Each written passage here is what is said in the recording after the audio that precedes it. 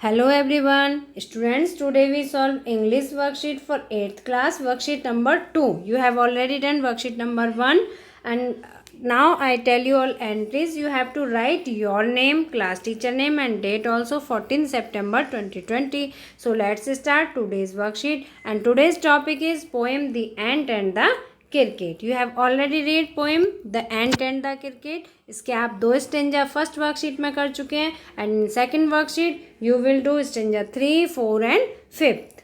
So question 1 is this. Last week you read a poem about hard working ant and the careless cricket. बच्चों इसमें देखिए, इसे highlight किया गया है. एंट की क्वालिटी क्या थी? Hard working ant. Or cricket की क्या क्वालिटी थी? Careless cricket. ठीक है, तो क्रिकेट जो था वो केयरलेस था, लापरवाह था, और एंड हार्ड वर्किंग थी. Now think of someone, family member, friend who has the following quality. अब आपको किसी फैमिली मेम्बर या फ्रेंड के बारे में सोचना है और बताना है जिसमें दी हुई क्वालिटी हो. और क्वालिटीज़ कौन कौन सी हैं? Hard working, punctual, energetic and helpful. ठीक है. Write his her name in the blank and your relationship with him her in the bracket. आपको उसका नाम लिखना है और उनके साथ अपना जो भी आपका रिलेशनशिप हो आपको वो भी लिखना है. ठीक है. तो बच्चों देखो, first is hard working. I hope आप सभी की मदर बहुत हार्ड वर्किंग होती हैं ना. जितनी भी मदर होती हैं सभी बहुत हार्ड वर्किंग होती हैं. तो बच्चों आप यहाँ पर अपनी मदर का नेम लिख सकते हैं. ठीक है. और यहाँ रिलेशन लिख सकते हैं मदर. ओके, आपको खुद से लिखना है. यहाँ अपनी मम्मी का नाम लिखना है. ठीक है. और यहाँ पर आपने रिलेशन लिखा मदर. अब सेकंड इज पंचुअल. बच्चों आपकी फैमिली में जो भी पंचुअल हो आप उनका नाम लिख सकते हैं. तो यहाँ पर आपको नेम लिखना है. ठीक है. और मम्मी के नाम से आगे आप मिस लगाएंगी. ठीक है. और फादर के नेम से पहले मिस्टर लिखेंगे आप. ठीक है. फादर के नाम से पहले आप मिस्टर लिखेंगे और यहाँ फिर अपने फादर का नाम लिखेंगी. और यहाँ पर पंचुअल. बच्चों मैं इस तरह से आपको बता रही हूँ, अगर आपके घर में कोई और हार्ड वर्किंग आपको लगता है या आपको अपना कोई फ्रेंड बहुत हार्ड वर्किंग या पंचुअल लगता है तो आप उनका नाम भी लिख सकती हैं. ठीक है. एनर्जेटिक, यहाँ पर आप किसी का नाम लिख सकते हैं. सपोज़ आपका कोई भाई है वो बहुत एनर्जेटिक है तो आप यहाँ पर लिख सकते हैं. ठीक है. तो यहाँ पर आपने लिखा ब्रदर. आपको यहाँ पर रिलेशन भी लिखना है. ब्रैकेट में आपको रिलेशन लिखना है. हेल्पफुल, आप यहाँ अपने किसी फ्रेंड का नाम लिख सकती हैं. ठीक है. तो आप अपने फ्रेंड का नाम लिखेंगी और बहुत ही हेल्पफुल है वो, तो आप यहाँ पर रिलेशन लिखेंगी friend. I hope you understand this answer very well. ठीक है. आपको क्वालिटी के अकॉर्डिंग उस पर्सन का नाम लिखना है. ठीक है. मैंने यहाँ मदर लिखा है तो आप अपनी मदर का नाम लिख सकती हैं. इसके अलावा अगर आपको कोई और हार्ड वर्किंग लगता है तो आप उनका नाम लिख सकते हैं. पंचुअल, जैसे आप अपने टीचर का भी नाम लिख सकती हैं, टीचर भी लिख सकते हैं यहाँ पर, है ना. एनर्जेटिक में आप अपनी फ्रेंड का, भाई का, सिस्टर का, किसी का भी लिख सकते हैं. हेल्पफुल में फ्रेंड का लिख सकते हैं.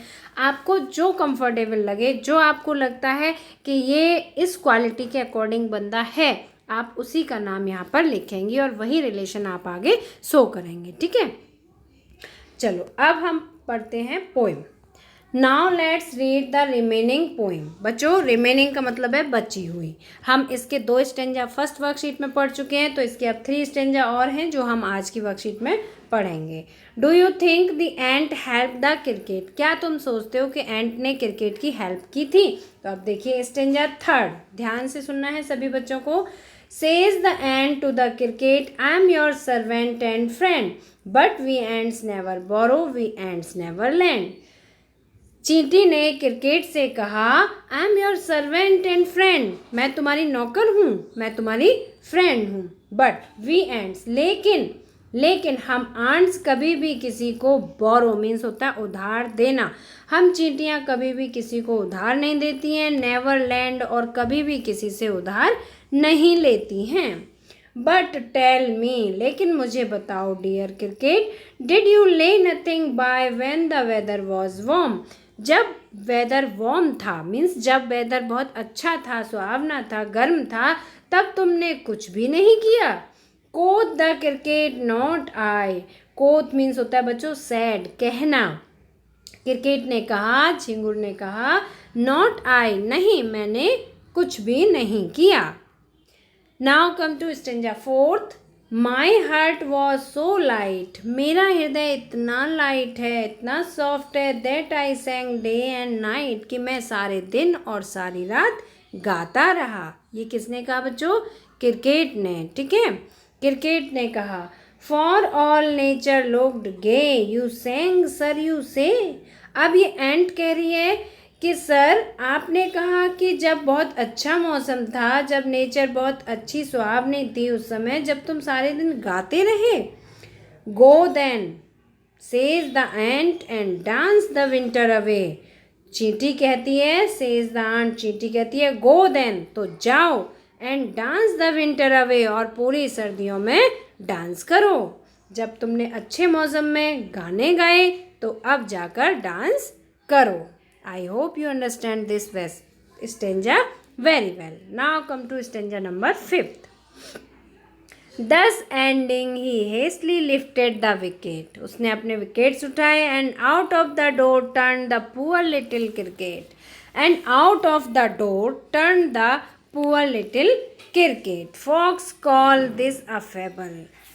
इस तरह से इसका एंड हुआ कि जैसे ही वो वहाँ से गया, टिड्डा वहाँ से झिंगुर वहाँ से गया, folks call this a fable, लोग इसे क्या कहते हैं? डोर टर्न, उसने अपना दरवाज़ा बंद कर लिया। फॉक्स किसने? एंट ने।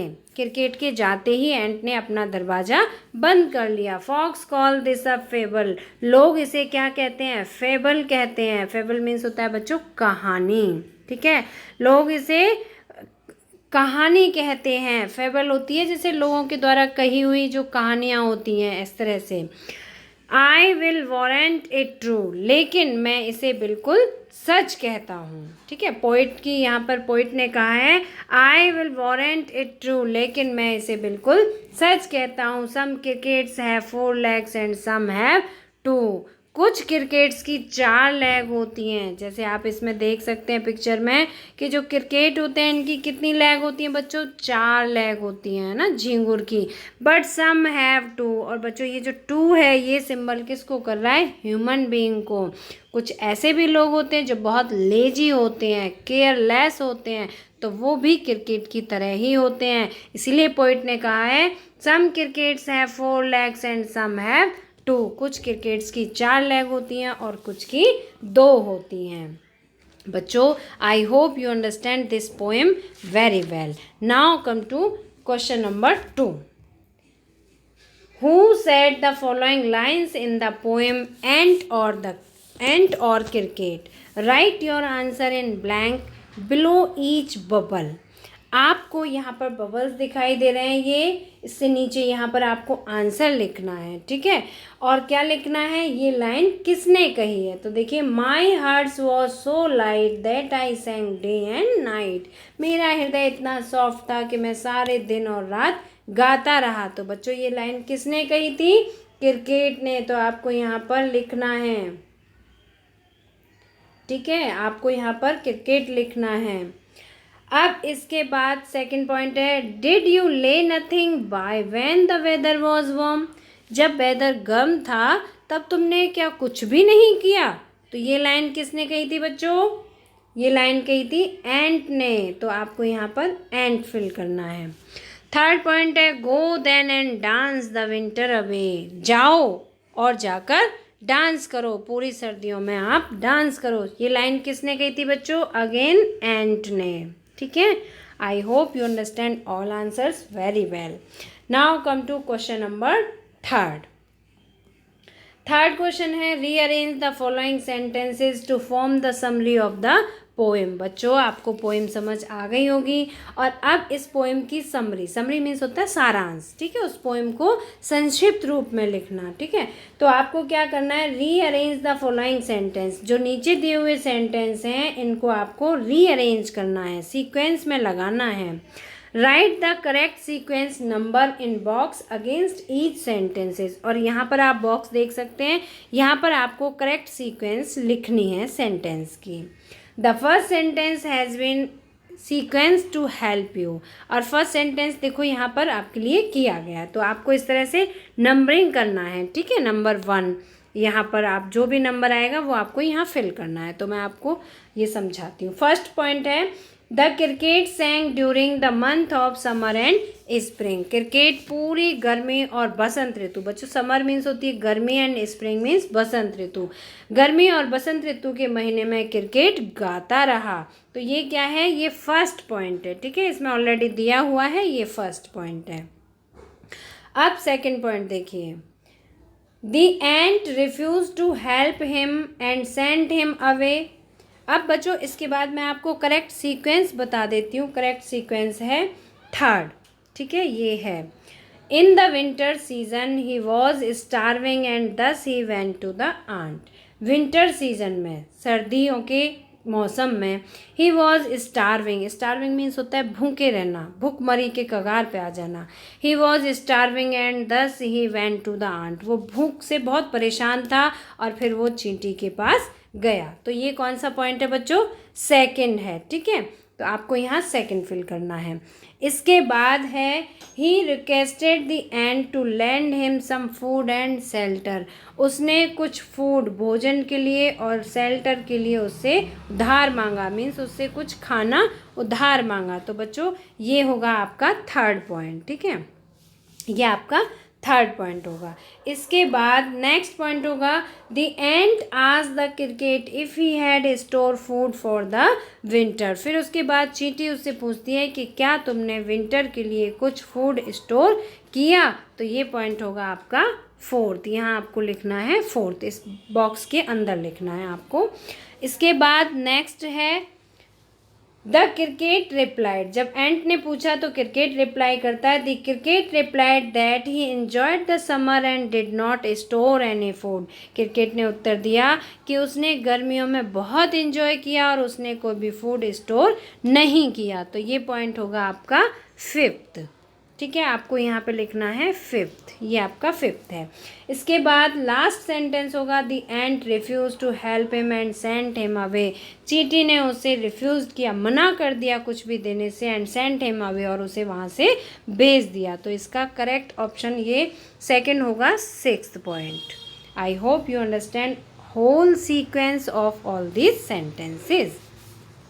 Now come to question number 4th. What does the poet mean by the last line? बच्चों जो लास्ट लाइन है उसका मतलब क्या है। यहाँ लास्ट लाइन लिखी हुई है Some crickets have 4 legs and some have 2. कुछ क्रिकेट्स की 4 टांगें होती हैं और कुछ की होती हैं 2। तो जो क्रिकेट होते हैं उनके रियली में 4 legs होती हैं, लेकिन कुछ लेजी ह्यूमन बींग्स होते हैं जिनकी 2 होती हैं। तो इसका करेक्ट ऑप्शन होगा, देखिए मैं आपको तीनों ऑप्शन समझाती हूँ, आप करेक्ट ऑप्शन खुद से सिलेक्ट करेंगे। There are some crickets that have 2 legs। कुछ क्रिकेट होते हैं जिनकी 2 लेग होती हैं, नहीं ये रॉन्ग है।